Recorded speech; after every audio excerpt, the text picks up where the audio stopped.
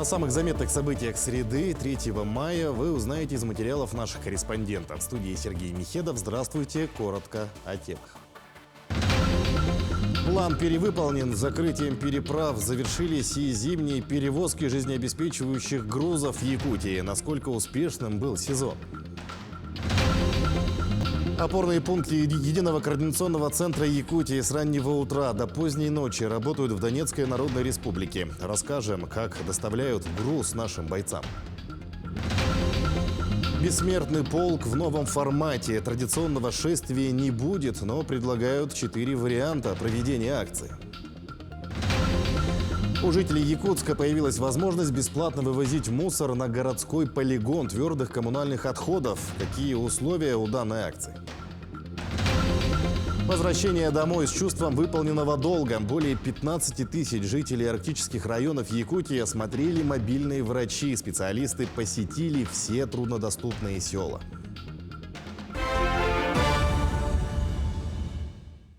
Завершили зимние перевозки жизнеобеспечивающих грузов в Якутии. В соответствии с распоряжением правительства республики объем грузов, среди них уголь, газоконденсат, нефтепродукты, а также продукты питания, был утвержден в объеме более 875 тысяч тонн.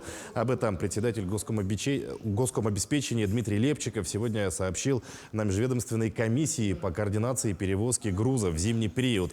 Как было отмечено, на сегодня завезено более 880 тысяч тонн. Хочу отметить, что несмотря на проблемы такие, как и погодные условия, низкие температуры, выходы наледи, наши жизнеобеспечивающие предприятия, это и ГУП ЖКХ, Саханефтегазбыт, это и Сахаэнерго, энергетики, справились с той задачей. То есть мы входим в следующий зимний период уже с топливом. И сегодня мы постепенно начинаем уже активная подготовка к навигационному периоду. Полпред президента на Дальнем Востоке Юрий Трутнев посетил зону проведения специальной военной операции. В ходе визита он встретился с командованием российской группировки, с бойцами-дальневосточниками, которые проходят службу в зоне спецоперации. Также Юрий Петрович передал в части новейшие образцы вооружения, оптические и тепловизионные прицелы, снайперские комплексы, произведенные в России. Все образцы пройдут испытания в боевых условиях, и те, что зарекомендуют себя с лучших сторон, отправят в массовое производство. Мы вот сейчас создали новую оболочку территории опережающего развития патриотического. Вот у нас в рамках ТОРов вообще мы недавно цифру 3 триллиона перешагнули, 3 триллиона денег, вложенных в Дальний Восток в рамках механизмов поддержки. Вот. А здесь он пока только начинается, но наша задача, чтобы все, у кого есть хорошие мысли, как помочь специальной военной операции, как помочь победить в стране, чтобы мы их могли поддержать, чтобы у них проекты сбылись. Механизм передачи и учета помощи участникам специальной военной операции обсудили сегодня на совещании Единого координационного центра по определению технологических видов закупки. Как отметил председатель Координационного центра по всесторонней помощи воинам-якутянам Андрей Федотов, в данный момент работа идет организованно. Сформировался кадровый состав единых опорных пунктов в ДНР, Херсонской и Запорожской областях, а также в Луганской Народной Республике. Вопросы снабжения наших подразделений на фронте решены в рамках Министерства обороны. Сегодня мы в основном уделяем внимание поддержанию боевого духа. Это значит связи с Родиной, связи со своими улусами, поселками, селами. Сегодня у нас сформирован график выезда глав муниципалитетов. Мы просим и предлагаем им прежде всего привести привет с Родины от своих близких. Второе, с точки зрения помощи в материально-техническом снабжении, сегодня упор делается на дополнительное оборудование, которое необходимо для более эффективного выполнения боевых задач. Ну а сами опорные пункты Единого координационного центра Якутии работают в Донецкой Народной Республике с раннего утра и до позднего вечера. Ворота склада практически не закрываются. То привезли целую «Газель», груженную обмундированием, то приехал УАЗик с десятками коробок с бензопилами и рациями. Очень часто помощь землякам привозят представители улусов, продолжит Александр Хавренко. В 8 утра ворота склада опорного пункта уже открыты. Прибыл автомобиль с гуманитарной помощью из республики. А чуть позже за посылками должны приехать якутяне, стоящие в расположении неподалеку. Алексей Куприянов из Алекминска начал возить гуманитарную помощь своим ребятам с первых дней мобилизации. Сначала привозил необходимое в воинские части Дальнего Востока, а после стал регулярно приезжать в ДНР. Объехали все части, которые были Мариуполь, Мелитополь. Дальше уже невозможно было ехать. Мы пацанам все довезли, что хотели, вручили нашим алекминским. Когда приехали, это было удивление, как может глава района приехать, да, земляки, и еще привезти вслед за ними, что они хотели. Да, потому что тут невозможно было где-то купить. Это было удивление и радость, когда вот встречаешься. Не отстает и Ленский район. Администрация города, предприниматели и простые жители регулярно собирают средства на покупку необходимых вещей для своих земляков. Некоторые из которых служат в том числе и в войсках специального назначения, в самых горячих точках спецоперации. Поблагодарить Республику Саха-Якутия, город Ленск, получается, главу города Ленска Абельманова и ребят в лице Исрапилова Магомеда Магомедовича за вклад в помощь гуманитарная. Это те же станции, это те же автомобили, которые очень сильно здесь нужны, легковые автомобили. Они отправляют, делают, восстанавливают, отправляют нам. Вот ездим, пользуемся. Наш медбат сейчас тоже обзавелся машиной. Это благодаря городу Ленску, ребятам, обычным ребятам. О гуманитарной миссии республики в ДНР знают не только якутяне. В расположении вместе с нашими бойцами служат бойцы со всего Дальнего Востока, которые не перестают удивляться тому, как оперативно и масштабно налажена работа. К ребятам идут частые подвозы. Неважно, что это либо амуниция, либо какие-то средства. Также идут дроны и дорогостоящие, и средней стоимости. Но по поводу гуманитарки работа идет. То есть даже хоть я и не являюсь якутом, а являюсь хабаровчанином, жителем Хабаровска, то есть здесь идет довольно-таки плотная, хорошая работа. То есть ребята по мере возможности, по запросам, отрабатывают. Буквально на днях в опорный пункт Донецкой Народной Республики прибыл гуманитарный десант из Амгинского, а чуть позже и из Оленегского района. И практически каждую неделю едут якутяне в зону СВО, чтобы поддержать земляков. Александр Хавренко, Петр Шестаков, Донецкая Народная Республика. Шествие «Бессмертный полк» с портретами героев по всей стране в этом году пройдет в новом формате. Подробнее о его организации и праздновании Дня Победы в Якутске расскажет Мрафирина Алексеева. Празднование Дня Победы первым делом всегда было и будет почтение памяти героев, защищавших Родину. В этом году организаторы предлагают 4 варианта проведения бессмертного полка. Это размещение портрета защитника Родины на стекле автомобиля, фото героя на одежде, бейджи с портретом участников Великой Отечественной войны, а также в онлайн-формате. Изображение можно поставить героя своего на автомобиль. Это могут быть задние боковые стекла или заднее стекло. Вот.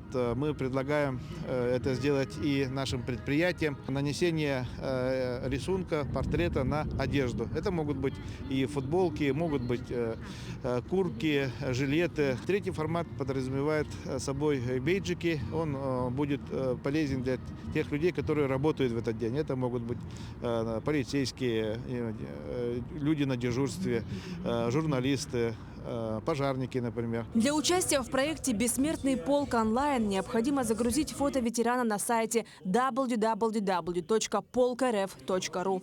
Также жители Якутии могут рассказать о подвиге своих предков на сайте Победа НВК. Каждый желающий может загрузить фото, видеоархив, оцифрованные фронтовые письма своих предков и другие сведения о родственниках. Для этого необходимо заполнить форму на сайте pobedanvk.ru. В этом году мы по телевизору, по радио слышали, что онлайн-парад будет. Вот, думаем, со своей семьей тоже обсудим это дело и обязательно тоже будем принимать участие. То на автомобиле, вот, и беджики можем, по телевизору, там, по интернету можем отправить тоже. Так что будем вспоминать наших ветеранов Великой Отечественной войны. Вот, каждый должен это все равно чтить. Вот, я думаю, так. Остальная ежегодная программа празднования Дня Победы в Якутске состоится в традиционном формате. Мероприятия будут проходить в Парке Победы и на Площади Победы. Там же развернут полевую кухню для горожан и проведут акцию «Георгиевская лента». 9 мая с 11 часов на Площади Победы состоится торжественный митинг и военно-патриотический парад, который будут возглавлять участники специальной военной операции.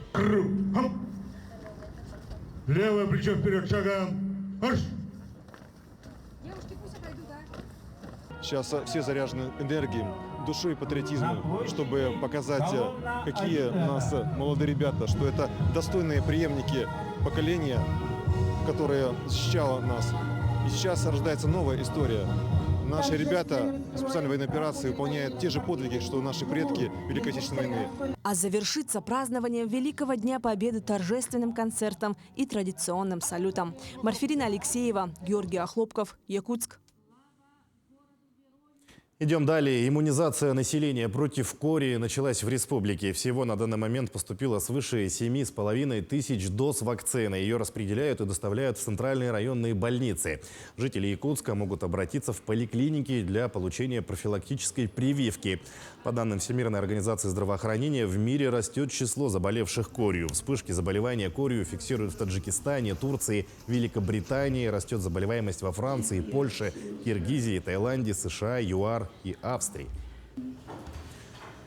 Более 15 тысяч жителей арктических районов Якутии осмотрели мобильные врачи. Специалисты посетили все 89 труднодоступных населенных пунктов 13 арктических улусов. Напомним, проект был запущен в феврале текущего года по инициативе главы республики Айсена Николаева. Подробнее в материале Светланы Амосовой. Аюна Лукина – врач-педиатр, имеет стаж работы в медицинской сфере свыше 20 лет. В рамках проекта она осмотрела около 550 детей Эвена-Бытантайского и Булунского районов. В ходе приема выяснилось, что больше всего у малышей и подростков наблюдается снижение зрения, тугоухость, кариес и ожирение, но больших соматических заболеваний не выявлено. Они прямо очень радостно нас всегда встречают. Естественно, для них это целый праздник, потому что приезжает бригада врачей, и они прямо с удовольствием ходят на приемы и показывают как бы своих детей и себя. Всего было сформировано 6 многопрофильных бригад, в состав которых вошли различные специалисты – кардиологи, неврологи, офтальмологи, врачи ультразвуковой диагностики, травматологи, эндокринологи, урологи. И, конечно же, в каждой группе были врачи-терапевты. Мария Кривошапкина работала в Момском и Нижнеколымском районах. Она осмотрела свыше 700 человек. Жители смогли сдать анализы на гормоны щитовидной железы, гепатиты, СПИД и онкомаркеры. По итогам из Момского улуса привезены 15 онконастороженностей, и 5 из них оказались положительными. Мы выявили очень много заболеваний, очень много пациентов помогли и помогли также направить в город Якутск тоже пациентов. Это чаще всего были стенокардия, напряжение, ИБС, перенесенные в прошлом инфаркты миокарда. Специалисты были оснащены различными аппаратами для исследований. Кроме планового осмотра, врачи узкого профиля выполняли малые оперативные вмешательства. Чтобы добраться до труднодоступных населенных пунктов на самолетах и вертолетах, врачи преодолели около 40 тысяч километров. По автозимникам свыше 14 тысяч. До некоторых сел специалисты добирались на снегоходах или оленьих упряжках. С февраля по 26 апреля полностью 13 районов мы охватили, мобильные доктора. Свыше 130 специалистов выезжали, и осмотрено было больше 15 тысяч человек. Из них 4 тысячи – это дети, и 4 тысячи – это коренные малочисленные народы Севера. В мае врачи планируют выехать в Устьянский улус, а в июне мобильные доктора посетят населенные пункты Кобяйского района. Благодаря успешной реализации проекта он будет распространен не только на отдаленные села арктических улусов, но и на другие труднодоступные поселения республики. С августа этого года начнутся повторные визиты бригад врачей в населенные пункты Арктики. Светлана Амосова, Джулс Накентьев, Якутск. Водоканал на 100% готов к предстоящему паводку. Главный инженер предприятия Андрей Амосов провел пресс-конференцию. Для пропуска паводка на водочистной станции в Якутске, Покровске, а также Верхневилюйске проведены все регламентные работы. В том числе закуплены необходимые реагенты. Персонал прошел двухнедельные курсы обучения. Также главный инженер рассказал о строящихся объектах в населенных пунктах. Он добавил, что в этом году в селе Сунтар завершится строительство водоочистной станции, что позволит обеспечить жителей чистой питьевой водой. План мероприятий мы делаем в сентябре месяце, потому что нам необходимо во время зимника закупить и привезти необходимое оборудование, материалы, необходимые реагенты. Все эти работы выполнены. 25 апреля приезжала комиссия Роспотребнадзор во главе с заместителем руководителя Борисовой Натальей Борисовной. Они нам поставили высокую оценку готовности. С 28 апреля жители столицы региона могут один раз в месяц бесплатно вывести до 1,5 кубометров мусора на полигон. Такая мера продлится до 1 октября. Благодаря акции появилась возможность сократить количество стихийных свалок. Подробнее в сюжете Галины Чекуровой. Опыт по вывозу мусора жителями столицы начался еще в прошлом году. Горожане за период с начала мая до конца августа 2022 года сдали более 1000 кубов мусора, что, несомненно, позволило сократить количество несанкционированных свалок. Именно поэтому Жилкомсервис принял решение ежегодно проводить такую акцию. Сутка по-разному. Бывает это в зависимости от сезона. Да, как мы понимаем, что вот именно вот сейчас, мая, это пора субботников. То есть бывало доходило до 100 машин. Потом небольшое перетишье такое, это у нас где-то с июня по июль, а потом с августа опять же машин становится гораздо больше, интенсивность увеличивается, и опять же мы доходим примерно вот до цифр мая. Вот эта акция показала, что она очень эффективна. Дело в том, что чего мы этим добились? Да, мы, во-первых, добились сокращения несанкционированных свалок. То есть мы с этим боремся, мы за то, чтобы в нашем городе было чисто, уютно и опрятно. Соответственно, эту акцию мы будем проводить ежегодно. Частные лица, которые привезли мусор в объеме 1,5 кубов, не поднимаются наверх, а выгружают мусор прямо здесь, поблизости. Но в случае, если объем составляет более 1,5 кубов, допустим, 2, то им уже необходимо будет подняться наверх. Положением о бесплатной выгрузке мусора предусмотрено. Освобождаются от платы только те горожане, которые не превысили объем отходов до 1,5 кубометров. Физические лица сюда приезжают на наш Якутский городской полигон. И первым делом проходит замер. Охранник-регулировщик их замеряет. И в соответствии 1,5 куба, если соответствует 1,5 кубам, заезжает на санточку. Также, если превышает 1,5 куба частное лицо, то тогда он полностью оплачивает весь объем замеренного мусора. То, что он хочет сюда завезти полностью. То есть эти 1,5 куба от цены не отбавляется. Несмотря на то, что акция только началась, горожанами уже привезено более 10 кубометров мусора. Одним из таких добросовестных жителей столицы региона стал Виктор, который не решил долго ждать и уже вывез положенное количество мусора. Положительно относимся, очень хорошо. Побольше, лучше бы вообще участников, конечно, принимали бы круглый год. Помаленьку, но принимали. Так что так вот, возим, выкидываем. Напомним, что акция будет действовать до 1 октября текущего года, а мусор на полигоне принимается круглосуточно. Галина Чекурова, Виктор Дьячковский, Якутск. Более 19 тысяч якутян приняли участие в рейтинговом голосовании по отбору общественных пространств. Между тем, всероссийское онлайн-голосование за объекты благоустройства, которое стартовало 15 апреля и продлится до конца мая, продолжается. В этом году Якутия представила в голосовании 50 общественных территорий. Это площади, набережные, зоны отдыха, скверы, парки и аллеи в 21 населенном пункте. Голосование по выбору объектов для благоустройства проводится ежегодно, и по его итогам формируется список приоритетных пространств, реализуемых по федеральной программе формирования комфортной городской среды. А в конце апреля в рамках Года труда, объявленного в Якутии, глава Айсан Николаев наградил лучших тружеников премии «Человек труда». Одним из обладателей этой высокой награды стал Серикбай Кусеубаев, дорожный мастер акционерной компании «Железные дороги Якутии», в которой на благо республики трудятся и гордятся этим около 1500 человек. С передовиками производства познакомился Руслан Павлов. Машинист тепловоза акционерной компании «Железные дороги Якутии» Терентий Карманов в прошлом году сопроводил 60 составов с грузами и пассажирами, что составило на техническом языке сферы транспорта 43,5 миллиона тонн и километров брутто. В этом году Терентий надеется, что показатели будут выше, ведь компания ежегодно наращивает объемы перевозок.